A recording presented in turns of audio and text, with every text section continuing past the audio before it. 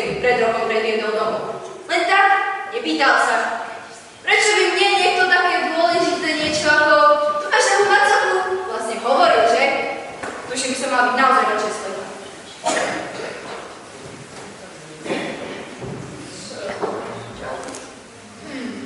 Dal by som si kávičku. Už som ju tu mohla mať? Prečo? Pretože toto je ordinácia mojej mamy. Ale tak slúbila som, že budem milá, že počkám v rade. Ale tak raz za rok môžem na niečo čakať, aj keď je to otravné. Ale potom si kúpim niečo za svoju statočnosť. Presne, som statočná. Dnes bude na to.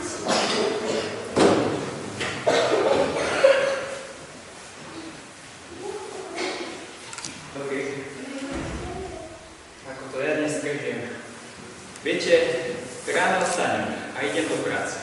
A keď sa vrátim domov, tak znovu pracujem. A potom idem spať. Ale dnes nemusím byť tu. Idem si otvoriť notebook. No pozri sa, nie sme prvé. Komu sa tu chce čakať? Keby si šla, tak to bude prvé. Stále ma nepočúvaš. Ale máme, stále máme hreši i povedom máme. Stanite si. Dobrý ráno. Dobrý. Ahoj. Ahoj.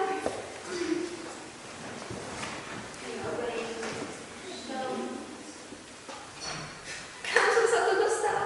Čo budú so mnou robiť? Moje oči? To nie je možné. Veď ja vidím niečo. Občas. Teraz nič nevidím. No dobre, tak som slepá. Sa to tu nejak nakúpilo pekne. Už som chcela ísť na obed. Za taký plat sa to mám snažiť. Moja ambícia nikdy nebola od rána do večera pracovať. Chcela som mať dom, záhradu, ale čaká toľko práce, urobiť štatistiky, pozakladať papiere, pozakladať všetko do fascikov. Keby sa ten Juro trochu viac snažil, mohol som byť inde. Takto. Ale ja viem, čo urobím. Dám výpoveď, pôjdem na úrad, napíšem Jurovi.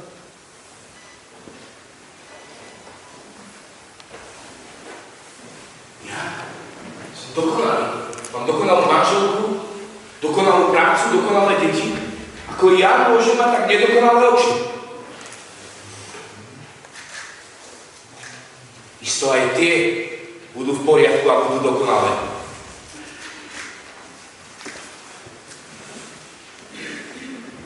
Drahí bratia a sestry, prečo vidíš smietkovú svojho brata a vo svojom pokoji druhým?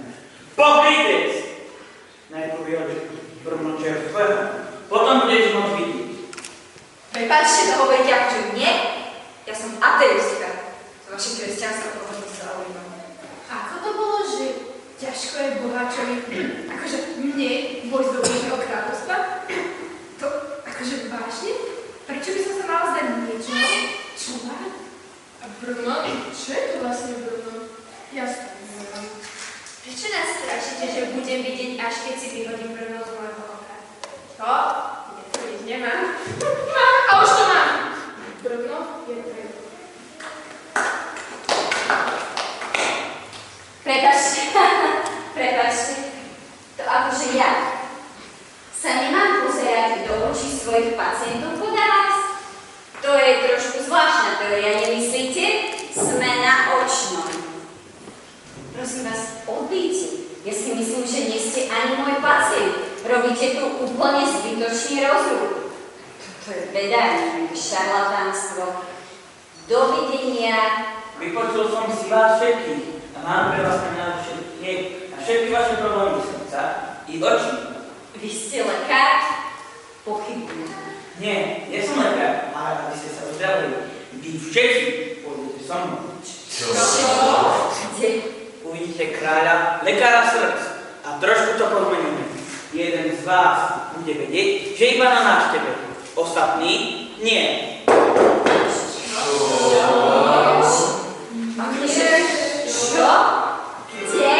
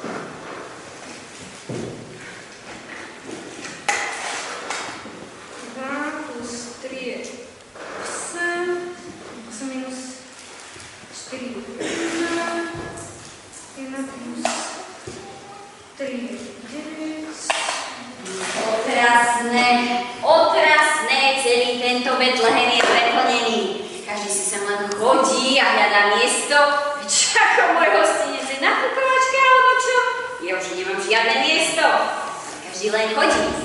Vyklopkáva. A vyklopkáva. Nemáte náhodou voľné miesto? No nie, nemáme. Čo to ten umrete, mama?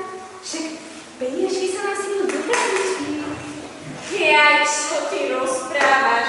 To nie je len nejaká kasička. To sú ľudia zďaleka. A tí prinášajú nielen peniaze, ale aj choroby. Ja by som sa vôbec nečudovala, keby tu vypukla nejaká epidémia. Presne. Ja som mala takú bylinku na mor a choleru. Kde som ju dala? Že by som ju dala do toho hrnca? No ja som musíš pozrieť. Tamár! Eliševa! Konečne som ťa našla. Počkaj, ty nie si Tamár, ty si Dora, ako som ťa nazvala? Eliševa, zase halucinácie? Málo si spala? Ale ako kašu si morila? Čo ty to nechápeš? My tu nebývame, my bývame v Skalke nad Váhom. Eliševa, nebavíš ma. Idem za mamou, že zase dávaš z prostosti. Toto nie je normálne. Čo to mám zase na sebe? Čo tu robím? Prečo som tu? Veď ja som išla na učné. To kam späť, kde to zdravotníctvo? Toto čo je nejaký zážitkový turnus do rozvojovej krajiny? Veď ja ani neviem, kde som. Tá Dora, to je na diagnózu, veď ona je úplne mimo. A aká matka myslela? Tára, úplne nezmysli, to sa nejedná. Počúvaj, no, veď pozri sa sem. Eliševa? Čo je? A vy ste kto? Ó, dobrý Adonaj, veď to je horšie, ako som si myslela. Moje dieťa, veď ty si mi osprostel. Čo? Čo si dovolujete? Nie si ani moja matka. Veď ja ju nemôžem poslať ani na ulicu. A keď to uvidí, je snúbenec. Snúbenec? Ste sa zbláznili, ja mám 17 rokov. A čo? Veď si už mala byť 3 roky vydatá. Ja toto asi nezvládnem. Ja som asi na psychiatrii. Presne. Ideš naučné a skončíš na psychiatrii. Ešte, že ma tu tá macocha pozdiehala. Tamar, chuť zavolať Johanu. To sa mi nezvládnem. No dobre. Dieťatko, nože. Nože, poď. Tuto si sadneš. Niečo dobré si zaješ. A dobre. Ja musím ísť ešte do školy, mám písomku z matematiky. Jej, dievčatá, veď do nej hádam sám z vidu vošiel, alebo čo? Čo je? Vy ste zabudli, že píšem? No moja, my písať nevieme, ale ani ty nevieš. Čo to tu rozprávaš? Ja nie som nejaká hlúpa blondína. Ty sa to sa naučila, keď som mala 7 rokov. Tamar, ona je nejaká divná. Ona ani naša sestra nemôže byť. Niečo sa jej stalo. Nikto jej netrvá si pozdravila. To tie masy ľudí, čo prichádzajú sem do Betlehema. Priniesli nám babu. Stratu pamäti, halucinácie. Čo keď je to rozprávajú? Ja som mali!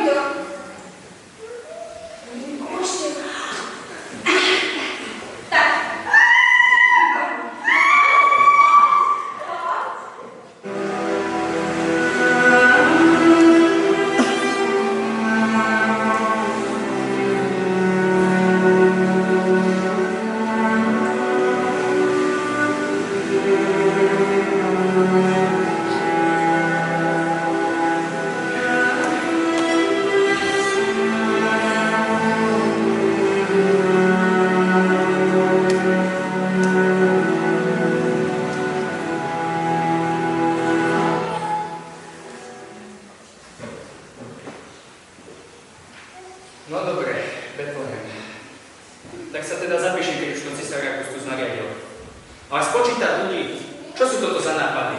Celá krajina kráča hore dole, dievče sa na cestách nezrazajú. Všade je plno chaos. Ach, to budú výpočty. Škoda urobiť. Asi nebude ľahké nájsť si nejaký noclah. Navyše nemá veľa peniazy. A tam je nejaký hostinec a svieti sa tam. Idem sa spýtať.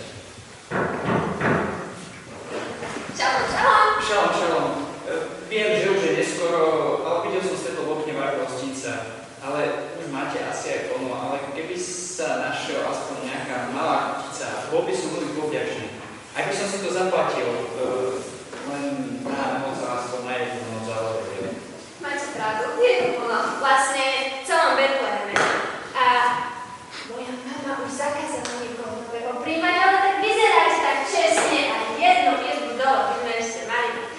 Je to síce taký sklad, malý, ale je vyprataný. No, alebo maštaný na kraj mesta. To vážne? Ale nebojte sa, tak už som nikoho neposieľala. To je naozaj maštal. Tak to som rád. Nie som len vyberavý, ale tak malá izba alebo aj sklady je predsa lepšie. Jo, to je sestra. Šalom, šalom. Šalom, šalom. Tomuto mladému mužovi som kúpila tú izbu dole. Tu mal ten sklad veci. Čo? Ten sklad veci? No, ten sklad veci. Ten sklad veci, kde je naša? Ten sklad veci, kde je naša? Ten sklad veci, kde je naša? Sestra. No čo mám teraz povedať? Že som zabudla, že v tom sklade sme zavreli našu sestru, ktorá rozpráva o veci, vymyslela si práve písať a práve na co? Tá sestra, ktorá sa zbláznila. Jo, mama, ty si len plačko? A čo, keby sme ho poslali do tej maštole za tým mestom? Nie, o tom som už hovorila. Moja 10-10-večkovú vizita pozvielala. Čo ja viem, hocikoho, však keď to tam trochu pozamietame, tak aj kráľa vyzerala. No dobre, tomu miestu ani vedelo. Ale tak, čo budeme robiť? Musíme Elišu vrátiť do bežného života. To bude masakra. Ona bude zase rozprávať o veci. Čo sme komu urobili? No dobre, poviem tomu mladému mužovi niekto povedať. Prepáčte, ale moja sestra ma upozornila, že v tom sklade máme ešte pár surov s vínom. Povedzme vám niekto. Dobre, počkajte si.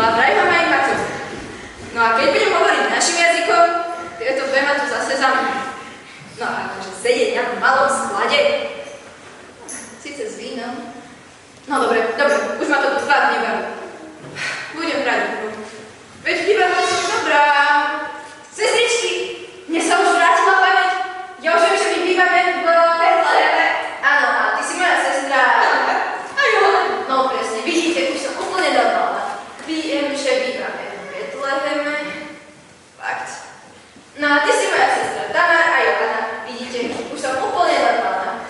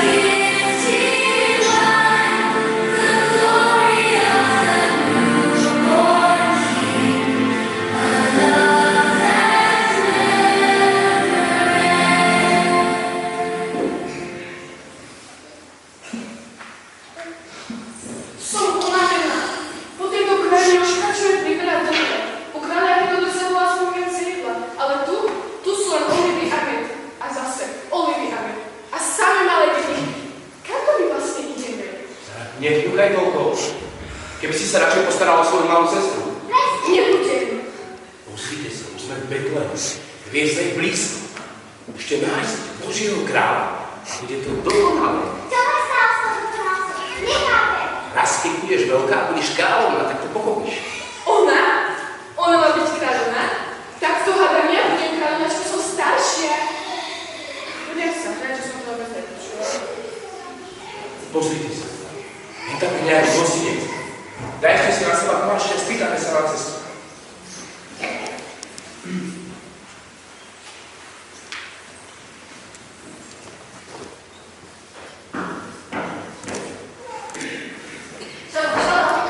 Šalom, šalom. No počkať, toto je kto? Niekto vzácny? Nemajú také otrasné šaty ako ja. Nie je to zlatokostou šapkou? Zaujímavé. Počúvaj, dievča. Chcel by som sa ťa niečo opýtať. Hľadáme malé dieťa, ale nie hociaké. Poznáš to proroctvo proroka Micheáša? A ty, Betlehem z krajiny Judei, nijako nie si najmenší pred inými poprednými mestami, lebo z teba vyjde bojovka, ktorý bude spravovať môj ľud Izrael. Čo? Myslíš Ježiša? Prepáč, myslíš Božieho syna? A on sa narodil teraz? Je zdá, že sme blízko. A ty neboláš sa náhodou Gašpar alebo Melichar alebo Baltazar?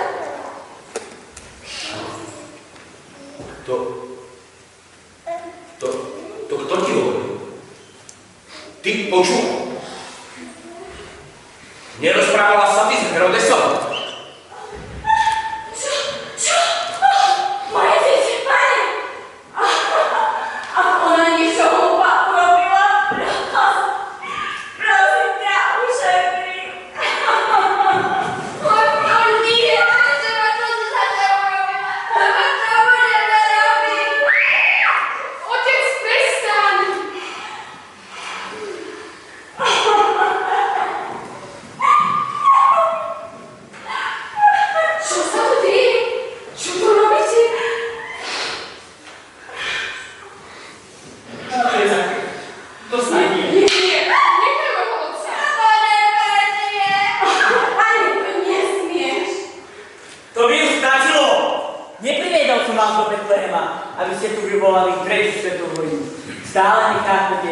akej požehnanej chvíli sa nachádzate, vám pomôže len naozaj Boží dotyk. Nasledujte anjela, privedie vás na správne miesto. Kurá sa spamätajte, zdá sa vám, že toto je voda 21. storočia. Čo? Elišova, počkaj, nie. Ty si vlastne? Katarína, čo sa to tu deje, ja to nechápem. Veď ja som bola úspešná lekárka. A teraz čo? Majiteľka hostinca. To si teda dopadla. Ľudia, ja som toto nechcel. No konečne chápete. Poďte, pôjdeme za lekárom. Je síce ešte maličký v ľudských očiach, ale je cestou pravdou a životom.